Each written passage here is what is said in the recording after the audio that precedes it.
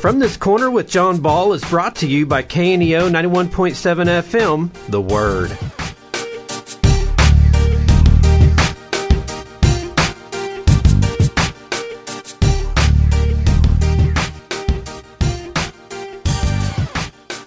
Welcome to From This Corner. I'm John Ball, and From This Corner is an opportunity for information about Southwest Missouri, information about what we do, the good things that are going on in Newton, McDonald County, and even, I guess we can include Berry County, but my very special guest today, and we're going to try to play Stump the Superintendent, is Dr. Jim Cummings. Jim, thanks for taking time out of your busy day to be with us. It's always good to be with you. Hey, we've got some really exciting things going on. Summer school has started. We got all of those seniors out of the way, got them graduated, had the fireworks display. Great night for everybody in Neosho, wasn't it? Yes, we've been fortunate. 2 years in a row, we've had great weather for graduation, and having it back in town, having it outside on the new turf has been really nice. So we were excited about that, and as I shared with the staff, every time we send graduates across the stage, every member of our team, from custodians, cooks, paras, teachers, principals, everybody has a part in every one of those graduates that walk across the stage. So it's great for their families, obviously great for those students, but really a celebration for us as a district when we send another group of graduates on to do great things. Now, last year, we turned around and we actually faced the school with graduation. This year, we did it the other way. We faced the brand new end zone facility. Let's talk about that whole area, because the end zone facility is next to none as far as usability, as far as opportunities for our coaches, as far as opportunities for our kids, whether they be football, whether it be band, whether it be any of those things. If it's raining outside, we can come inside. We can still practice. We're over on the other end now, and we've almost got the performing arts facility finished. Yeah, just an amazing transformation. I was thinking this morning on the way in about summer school and all of the things that go on during summer, and towards the end of summer, you can always tell school's getting ready to start because the band starts practicing, and that got me thinking about this will be the first year that the band will have the opportunity to practice indoors during those cold October mornings, and getting them off the boulevard and just giving them an opportunity for a safe and warm place to practice. So I was kind of going through that this morning, but yeah, graduation was a perfect example of multi-use, because, used to we'd stage them in the high school and they'd have to walk across the parking lot and out onto the field for graduation, and they practiced inside, they met inside as a class, and walked right out onto the field. So it was great for graduation. It's getting a lot of use this summer, and it has been getting used. So we're proud of that. And then the Performing Arts Center bookends there on the football field. We'll finish that up. Really help when that's finished with parking and just traffic flow. Opening back, Hill Street opening back up will be nice. But yeah, we're still on target. I think March for completion. We had the naming ceremony, which was fun and rewarding to have people that want to be a part of our projects. But yeah, the transformation there along the boulevard has just been amazing, and I think the Performing Arts Center kind of put a bow on it. That Performing Arts Center is also going to be somewhat of a multi-use facility in that it can be used for huge gatherings, not necessarily attached to the school system, right? Sure.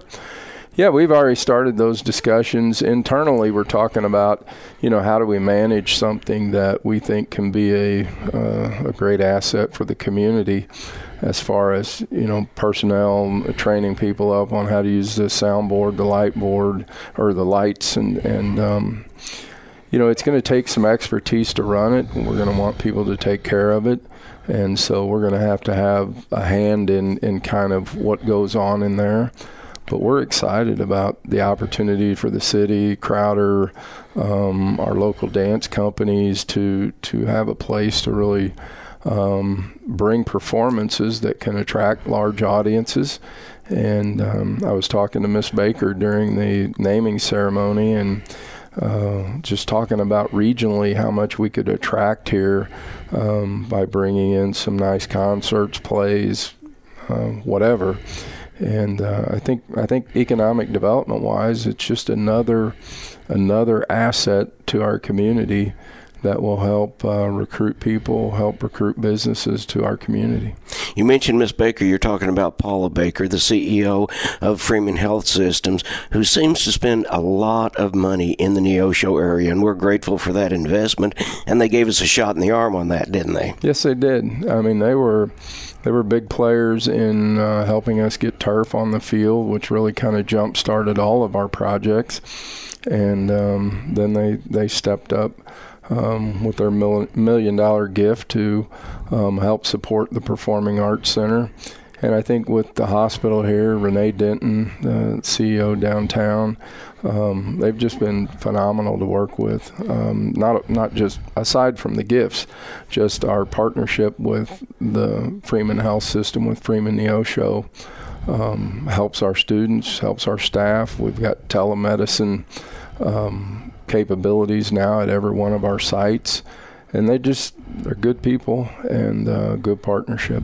Yeah, they provide trainers for our football teams.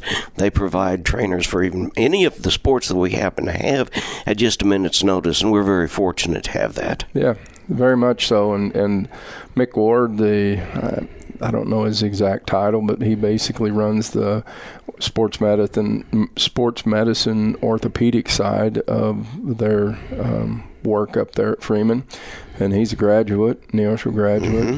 He and I played ball together, so he's very excited about the things that they're doing for Neosho, and they will have the Freeman Sports Medicine will be on the softball scoreboard. So when we kick off softball in the fall, they'll be getting their advertisement out there. So it's just good to have them involved in our programs.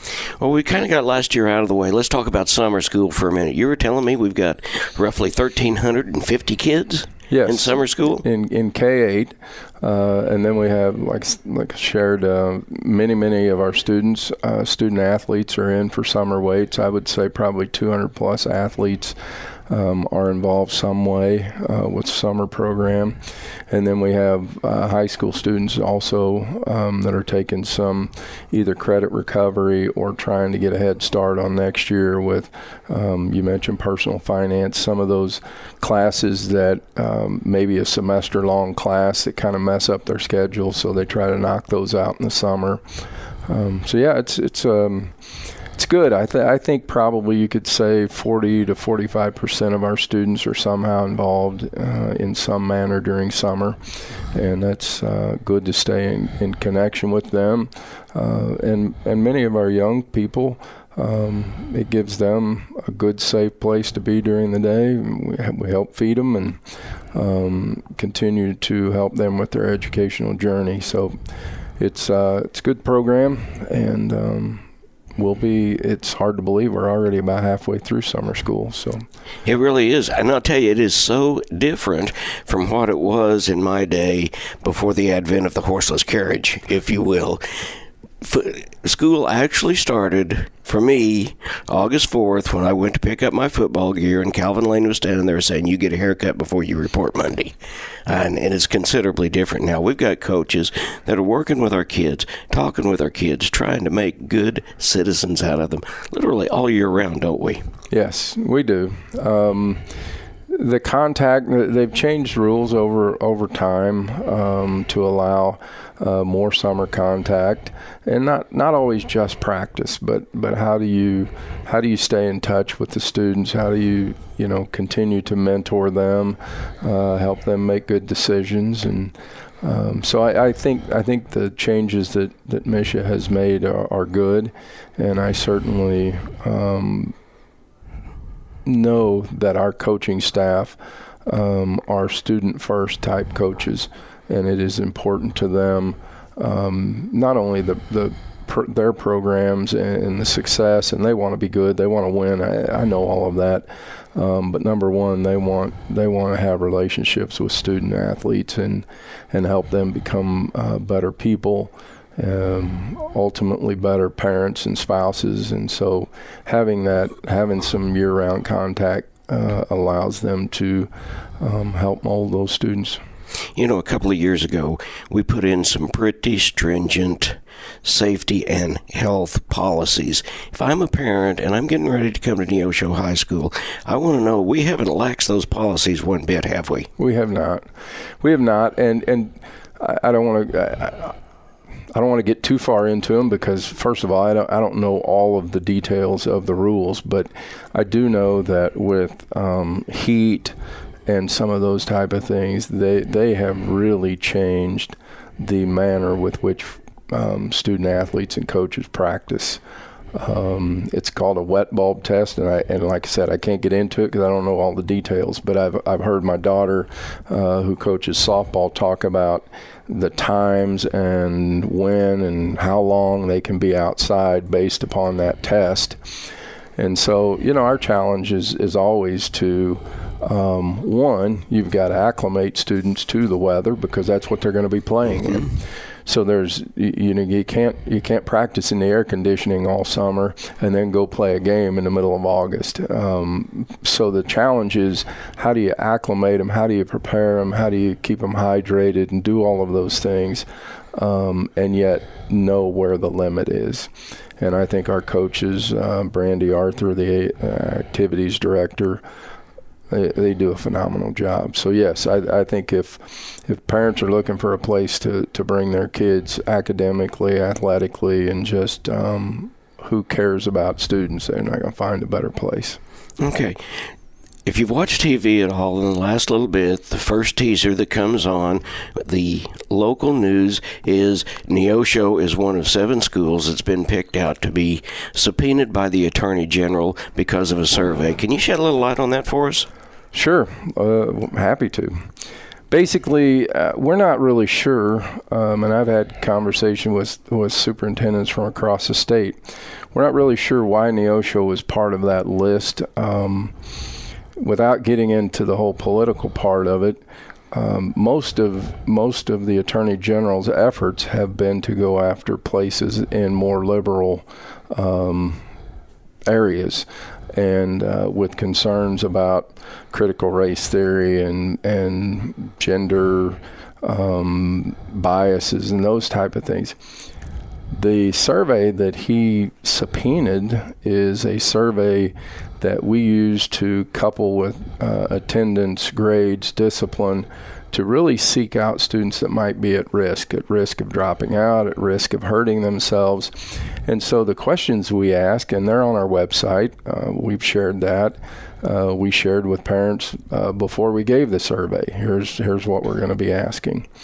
But it was more about self-efficacy, grit, determination, and so we're surprised we got subpoenaed.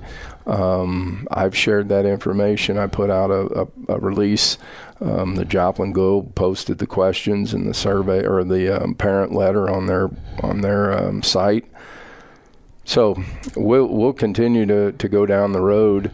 But again, I'm not really sure exactly why they chose Neosho, unless it's just because they wanted the people that use Panorama Education for their surveys. We continue to be, vigilant about the surveys that go out in front of our students, but it's kind of one of those situations you get into where you're kind of, if you don't seek student input, you don't try to find out where students are at, then it's like students have no voice. If you try to get that information and give student voice and try to understand where students are at, how they perceive the world, how they perceive school, then you run the risk of people saying you're asking questions that are none of your business. So it's kind of a little bit of a trade-off. And then I would just say the last point is there was think there was some mix-up in some of the media between a sunshine law request that the Attorney General sent to us that was seeking emails between our board president and the Missouri School Boards Association related to critical race theory. And again, I'm not sure where that came from, because critical race theory in Neosho is a non-issue. I mean, it's nothing we talk about. It's nothing we teach. But it seems to have been one of those things that has created a buzz. And so when media outlets can throw that in there, it gets people excited. And so I would just assure people that Neosho School District is well aware of where we are at and the values that are important for this region. So our curriculum, we do the best we can to stay with the values of our community. Okay. Let's hit one other issue, the STEM school. Let's talk about that for just a minute. Absolutely. We're still on target, I think, to start demo and remodel in October.